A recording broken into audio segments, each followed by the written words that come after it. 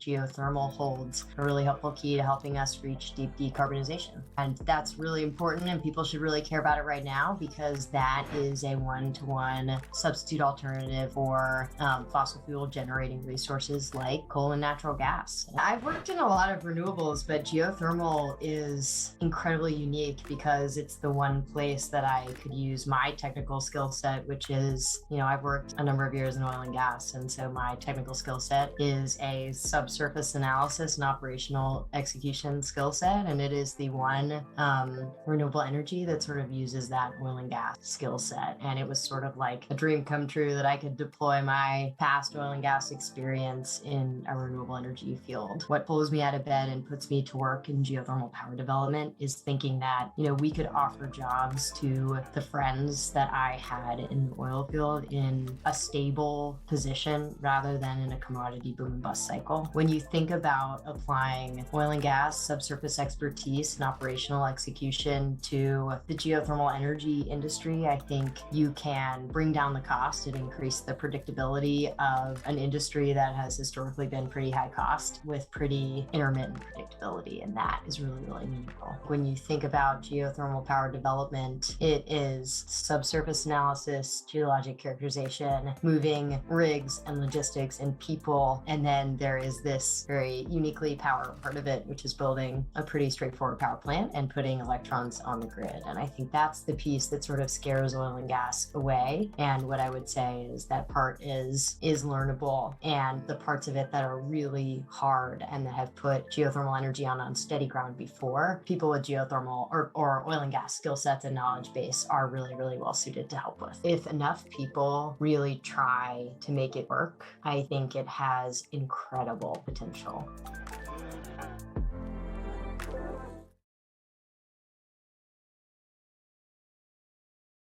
Okay, thank you. Hello, everyone.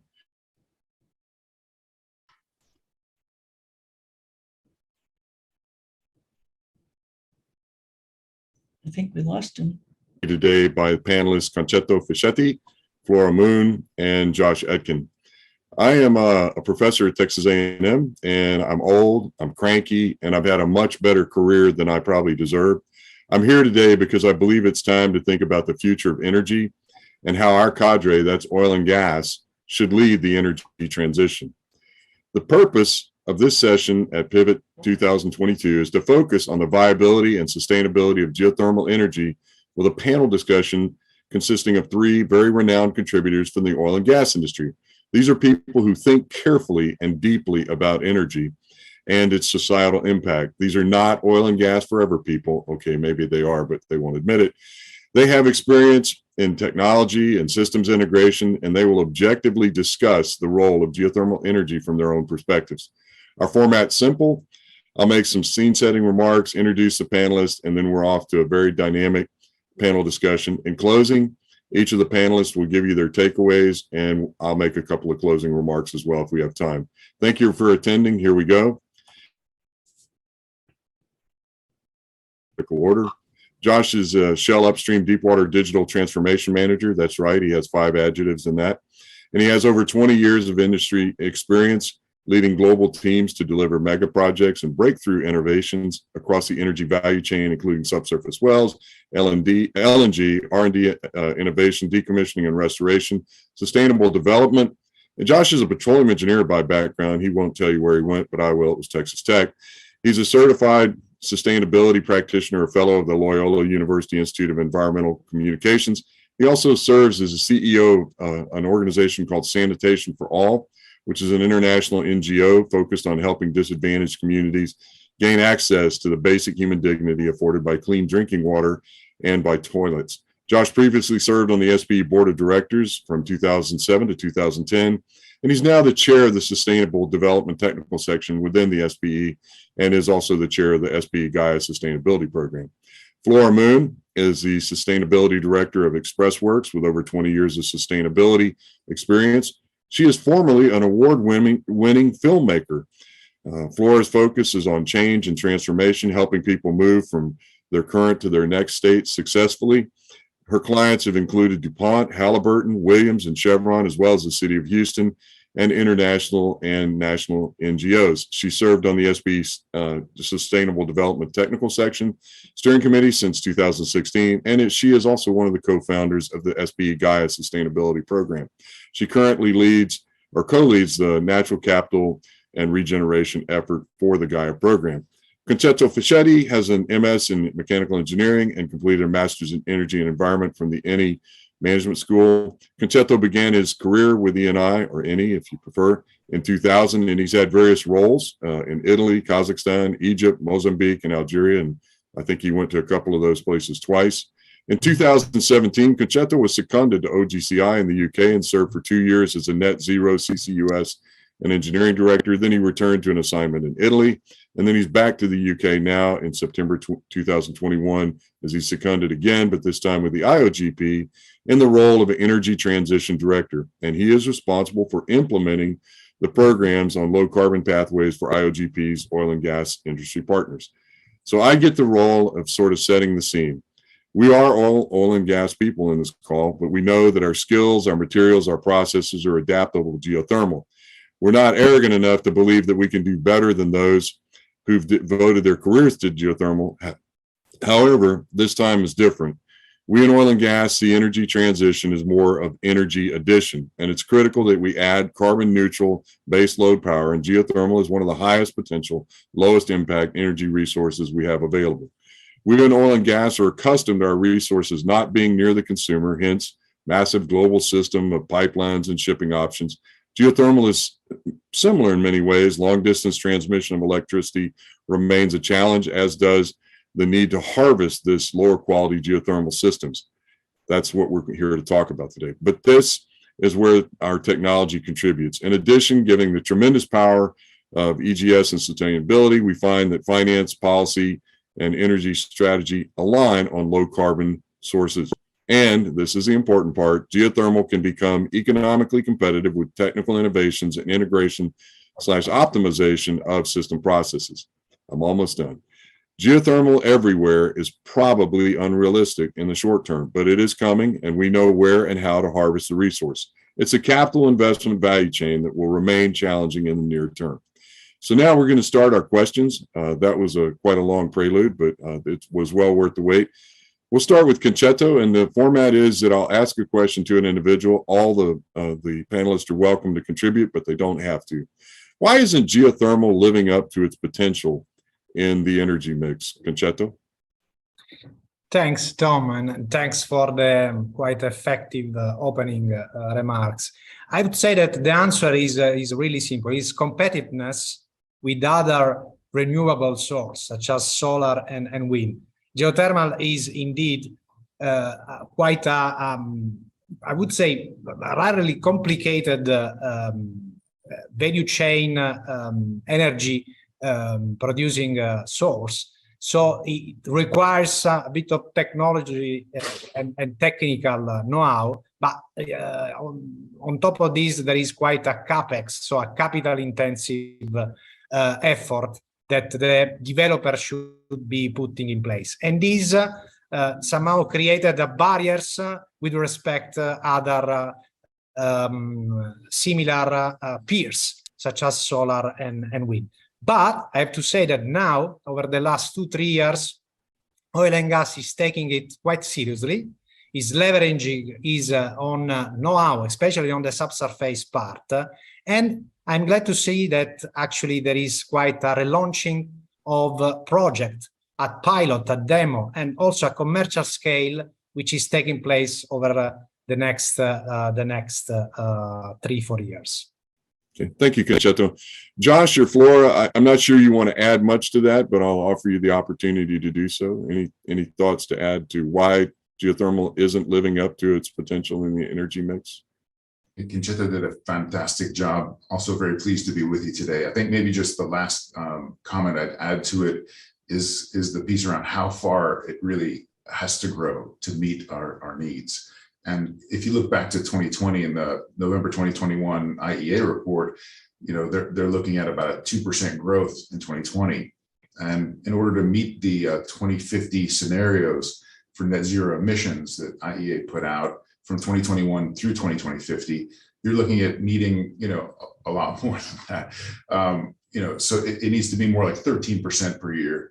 And so not 200 megawatts a year, but more like 3.6 gigawatts per year. So we've got a lot of room to grow. So it's very exciting to see the early stage projects getting started and some of the commercialization happening. But, as an industry, we need to come together and really accelerate.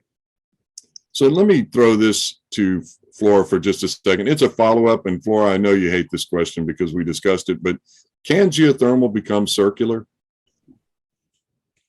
So I think that what people don't understand about circularity is that it's a system level intention.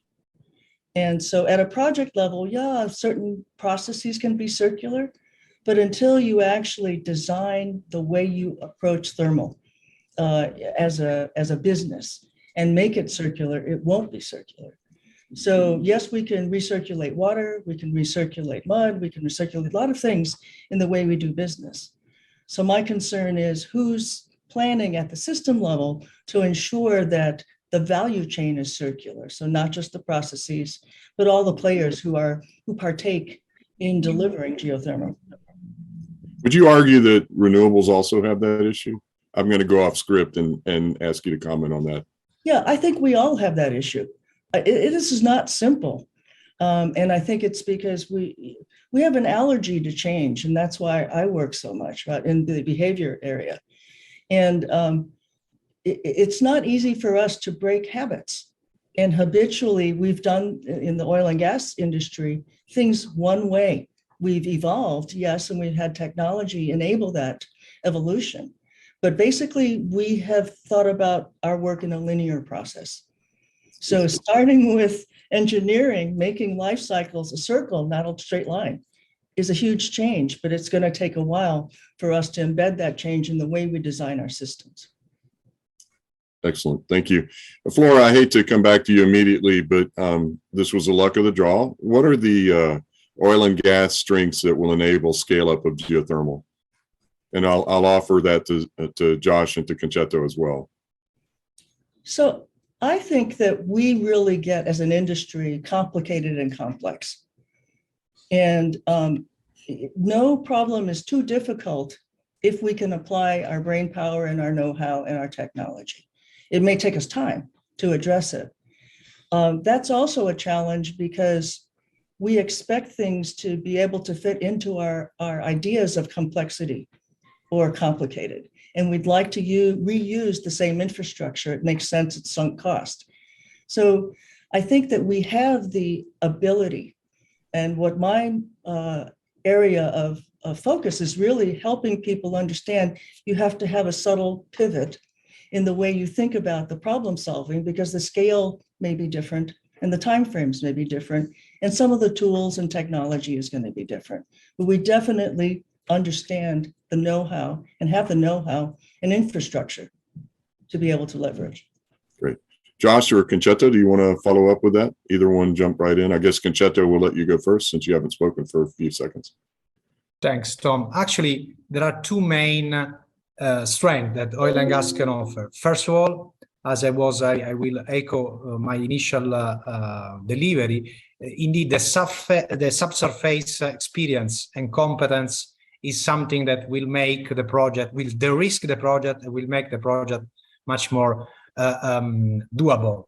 And the second is, again, overall is, as Flora said, is a complicated value chain because actually is missing subsurface with surface facilities, engineering across all the chain. So is where actually a mega project is taking place and where oil and gas experience with mega project, both in terms of financial exposure, technical exposure, and risk exposure can make the difference, especially if you want just to scale up the geothermal.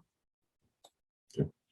Josh, you have the next question if you would like to not comment on that one, but if you'd like to make a comment on it, please go ahead. I know you're used to integrating people and technology, so I'm going to come to you with that question next, but any particular oil and gas strength that you think will enable scale up of geothermal? I think they've covered the basis. Okay. Well, then we'll go to your question. And remember, everyone, this is the luck of the draw. What skill sets are readily transferable from for energy transition, and what kind of additional reskilling and upskilling will be needed for energy transition. I'm going to let everybody have a poke at this in a minute, but I want you to go first because I think this is really where your passion lies. Yes, I think it's a great build on the last question around strengths, going to the skills. I think in summary, most of the skills are transferable, the hard skills and the soft skills. So, in both cases, in oil and gas and geothermal, we have to figure out how many resources are there, going to Concetto's point. We have to figure out how to profitably produce them safely and plan and execute large, complex projects, and then safely manage the asset throughout its life, all the way through decommissioning.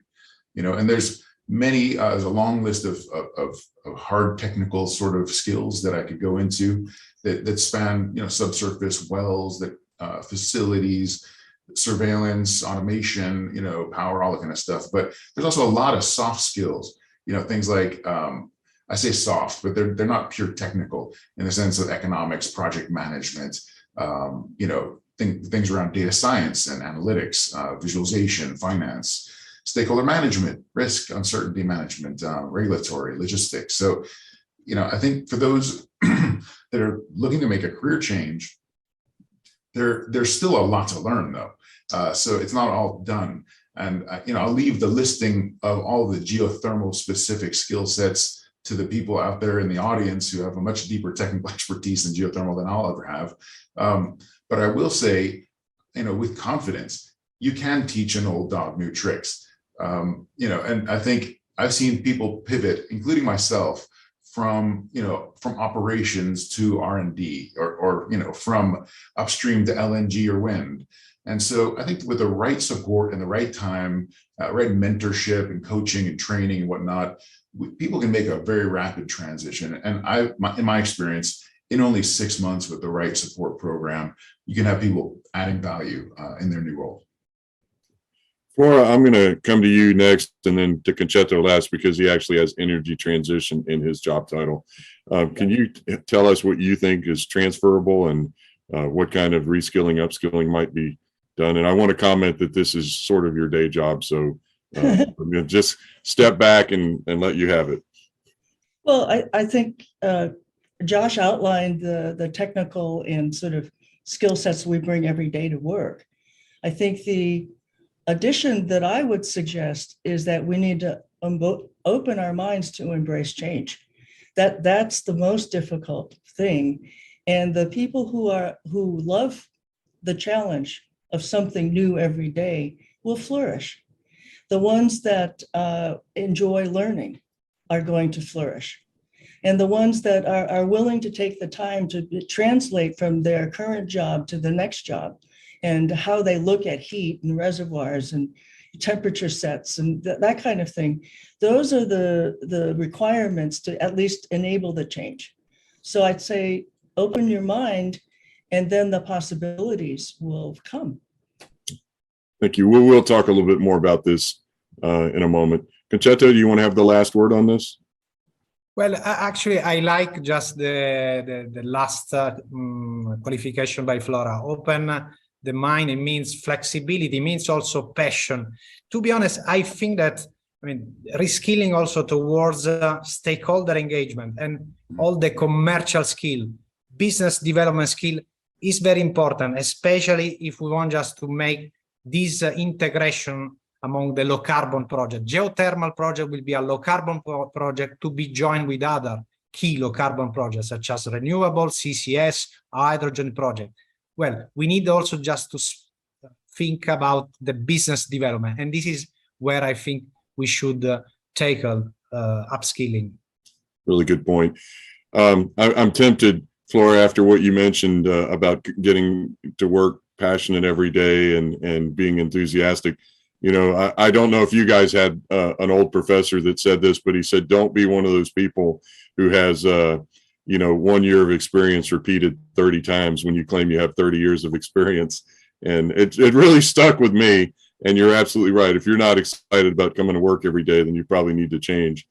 So Flora, we're going to come back to you. What factors put geothermal in a uniquely advantaged position versus other conventional and renewable resources? And I realize you're not going to be able to answer all of that. We'll pass that around to everyone. Great. Putting me on the spot since I'm not technical. What I would say is that what we love about geothermal is that it's constant. It's not unlike wind and solar. They all have a purpose. The geothermal is constant. I think the challenge is being able to tap into it. But if you look around, they're now selling geothermal for domestic use in houses. So it's really rethinking what the scalability is and how you actually monetize that at the scale that the oil and gas industry looks at it, which is much more macro. So the word you were looking for is base load. I'm sure Concetto is just vibrating to say that, but we'll go to Josh first and then finish with Concetto. Josh, any thoughts on that? Absolutely. So, comparing geothermal with other renewable and conventional energy sources, I think the reflection I have is that all energy sources, and storage options for that matter, have unintended negative consequences on the planet, on the people, on the ecosystems we rely upon for our health and well-being. So geothermal is really no different, but it does have a unique profile with seemingly fewer downsides. I mean, it needs less energy storage because, to Flora's point, it is base load. It doesn't require a massive mining of minerals and rare earth elements and other substances. In fact, you can even separate things like lithium out of the water that you produce. It uses much less land, 1/10 of coal, 1/8 of solar with PV, 1/3 of wind. It's clean, less greenhouse gases across the life cycle, and they consume, plants consume less water on average than most other technologies. So, but to put all this in context, why does that matter about these consequences? Because actually today, whether you're celebrating or not, it's happening. Today is the 2022 Earth Overshoot Day, and what that means essentially is that humanity has used all the biological resources that the Earth regenerates every year during the entire year. So we're essentially pulling more from the account than the Earth is able to put in this year for every day for the remainder of the year. That is a withdrawal against future generations, our kids, our grandkids, 7 generations down the line. So I think that's why geothermal is important. Wow, that is, they say you learn something new every day. That's a great July 28th. I need to mark that on my calendar. Concetto, do you want to comment about this? I mean, I know you're in a position where you see everything, but where does geothermal advantages fit in your mind? But actually, I was vibrating when Josh was mentioning just all the life cycle approach. But I would say that really is the combination of what Flora and Josh said. So first of all, I mean, the discontinuity of power supply is not actually an issue. And this is a great advantage with respect to the other typical renewable. Second, the life cycle analysis. So from cage to grave, the impact is tremendously convenient. So actually there are really very low sophisticated materials to be pulled out.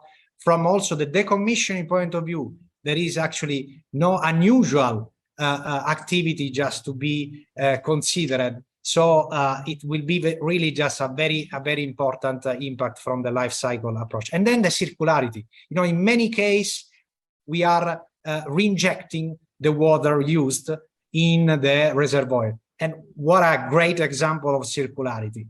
So I'm really quite passionate just to give a contribute as IOGP on scaling up geothermal. And actually, this will be the next step in the energy transition program of IOGP.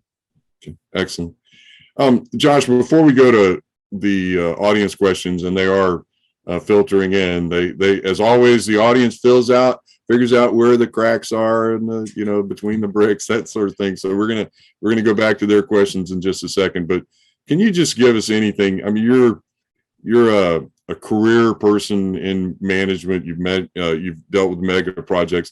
Can you just give us some guidance on how oil and gas majors should either manage their CapEx for CCUS, geothermal, and other low carbon technologies, and just give us a 1 minute sort of, here's what I would do if I were CEO of my company. I think, first and foremost, we got to keep the lights on.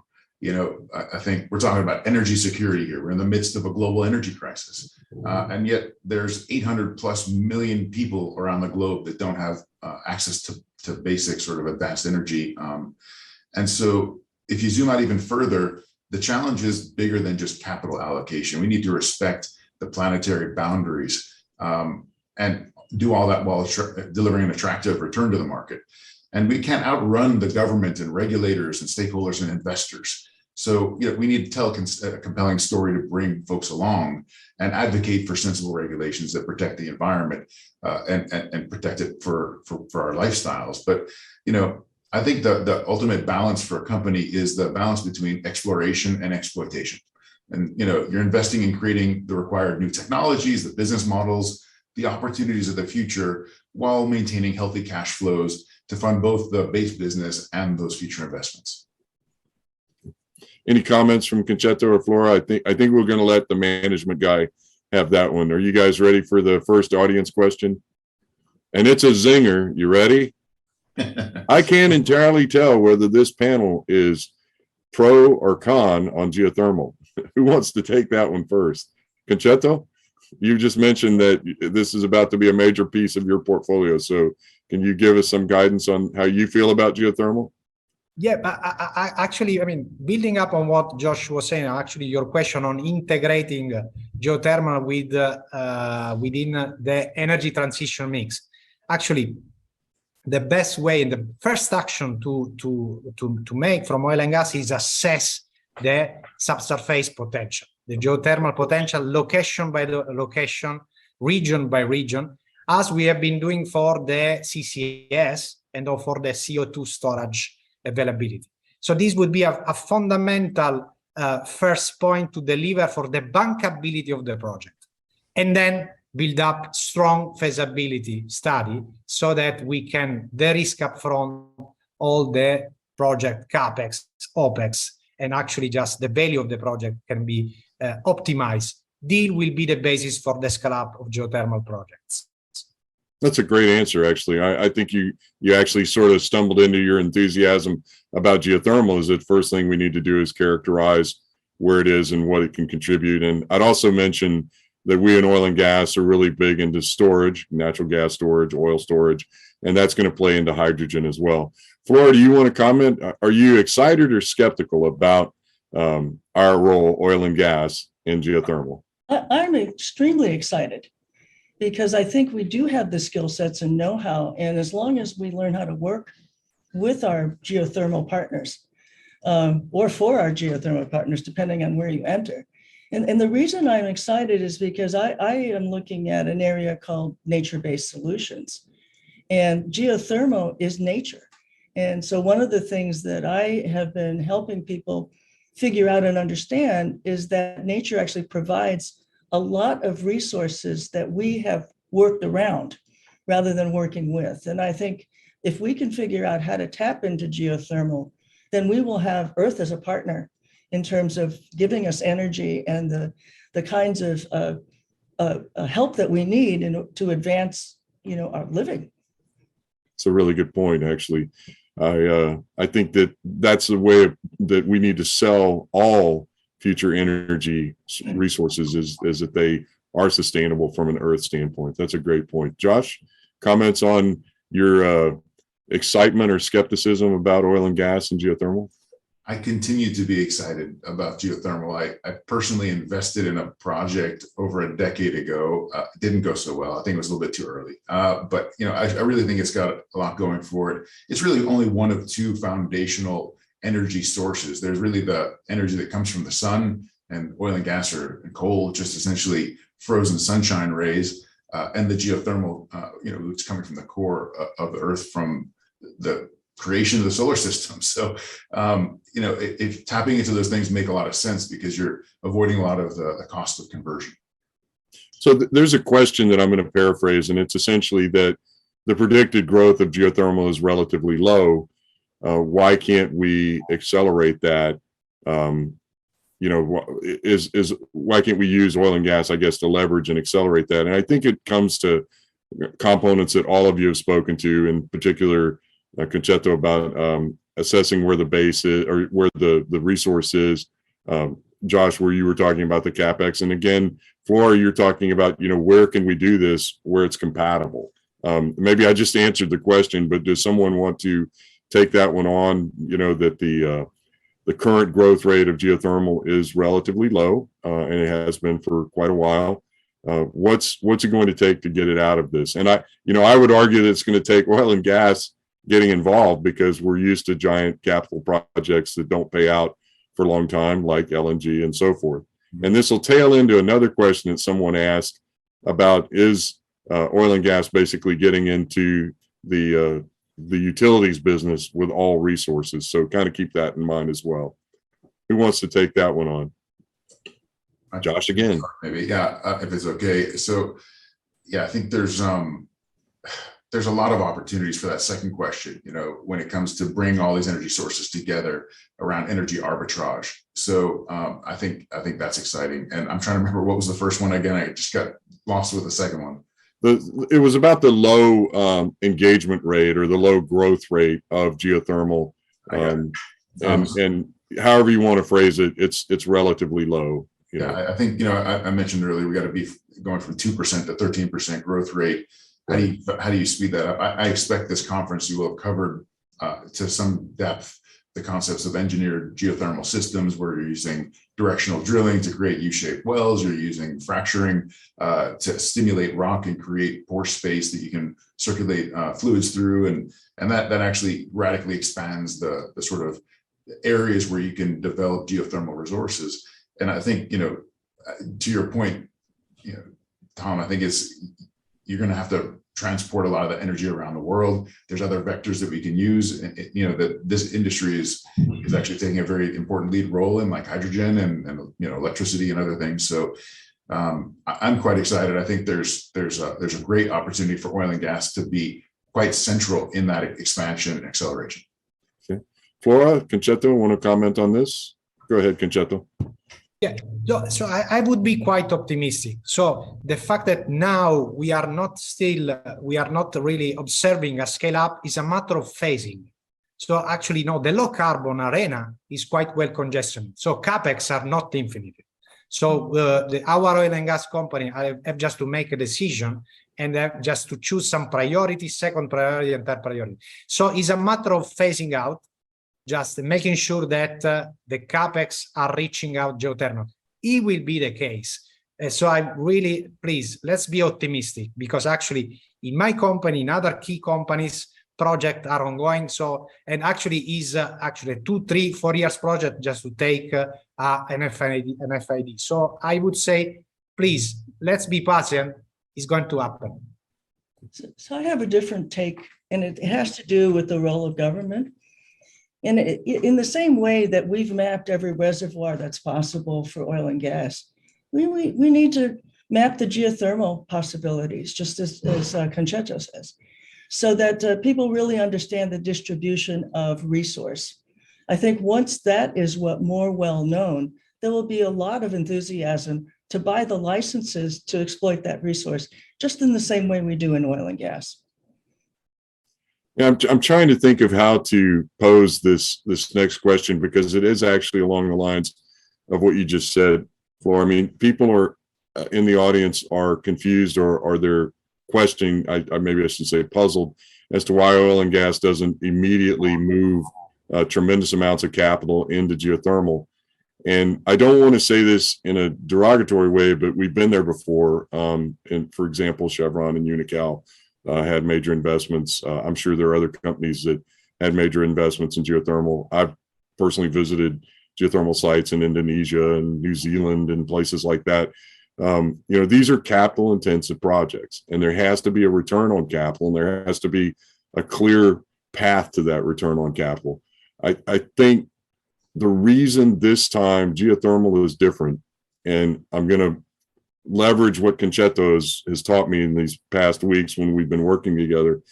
Geothermal represents a base load that will provide consistency to the market. You want to comment on that, anyone? And I think that's what makes it more urgent and more valuable right now.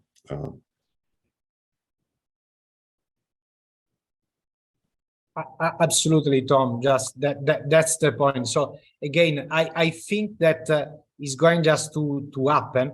It's a matter of balancing actually there has been a lot of emphasis and expectation on penetrating renewables, solar and wind from oil and gas. So we need just also to be cautious about market-driven object. And Flora was saying actually there has been quite very large support from government. Now we are moving also on CCS, hydrogen, geothermal is there. So I hope that in 3-5 years, I think that we will be there. We will be there on track with the expectation from the International Energy Agency. Okay. I know they're going to flag us on time. I can feel it, in my bones. So what I'm going to ask is for each one of you to take a moment and give 1 minute of your thoughts on takeaway. And Flora, I'm going to give you that because you're the most thoughtful, and I'll go last because I'm the least thoughtful. So please give us your 1 minute synopsis or less of where you think we're going with geothermal. What's the takeaway you want people to have? Yeah, so just understand I come from the people side of everything. And so my takeaway is that there's a lot of fear of the unknown, and there's a lot of discomfort in making change. And I think geothermal is no different in terms of someone coming from the outside, even if they have transferable skills. And the other thing that's going on, it seems to me, is that we're used to a certain kind of return on our projects.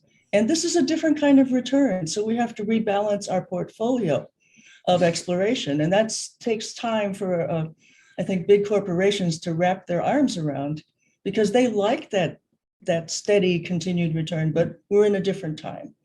So I would say that, there will be an emphasis on geothermal. I think Josh and Concetto have a much better sense of when that will be. But I would say use the time now to understand the skills, what the levers are, how to use the stakeholders that are in your camp, and then how to get them to be advocates for you in the arenas where they dwell. And I think that would be a great way to use this time. Josh? Yes, thank you. Great conversation overall. I hope the audience enjoyed it. I can't see anybody out there, but I'm assuming so. I feel like the oil and gas industry has the skills and the strengths to offer what the geothermal industry needs, which is an improvement in the technologies, a reduction of cost and acceleration of project schedules, and basically an acceleration of the growth of this part of the industry. It deserves a place in an integrated portfolio of energy, delivering the low cost, low carbon sort of energy to people. So, in summary, I think it's an exciting time in geothermal, and I hope to be part of it in the future. Concetto, you have the last 15 seconds. Go. Absolutely. Just more than a takeaway, Tom, let me share a commitment. On behalf of IOGP, I will just ask my leadership team and the management committee just to put geothermal officially in the energy transition work program. So actually it's not yet there, because actually top priority are on other key discipline, but actually this is my personal commitment. So I hope that I can follow up this and fulfill. Thanks. I want to thank the panel and the organizers. I know that's the usual thing people say, but I personally learned a lot. I got to know more about how we as a group can integrate and collaborate. This has been a great time getting to prepare for this, and we are officially over time, so I'm sure they're going to cut us off. So everyone, thank you very much for participating. Thank you, Jamie, for inviting us. Flora, Josh, Concetto, it's been great getting to know you. I look forward to our next adventure. Goodbye, everyone. Thank you very much, Tom. Great job, and pleasure, Josh, Flora, just to have worked with you. Looking forward to work with you again. Cheers.